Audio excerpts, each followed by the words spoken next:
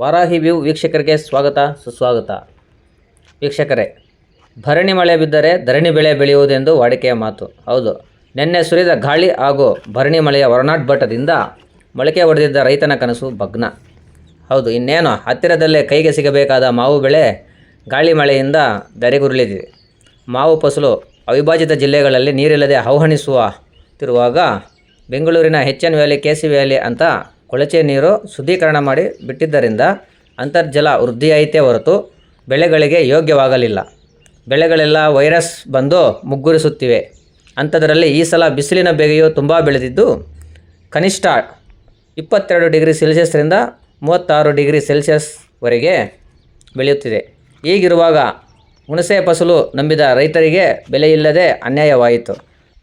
ಇನ್ನು ನಮ್ಮ ಜಿಲ್ಲೆಗಳಲ್ಲಿ ಅತಿ ಹೆಚ್ಚು ಬೆಳೆಯುವುದು ಟೊಮಾಟೋಗೆ ಈ ವೈರಸ್ ಸೋಂಕು ಬರುತ್ತಿರುವುದರಿಂದ ಈ ಬಾರಿ ಟೊಮಾಟೊ ಕೂಡ ತೀರಾ ಬೆಳೆದಿಲ್ಲ ನಮ್ಮ ರೈತರು. ಇನ್ನು ಈಗ ಮಾವು ಸೀಸನ್.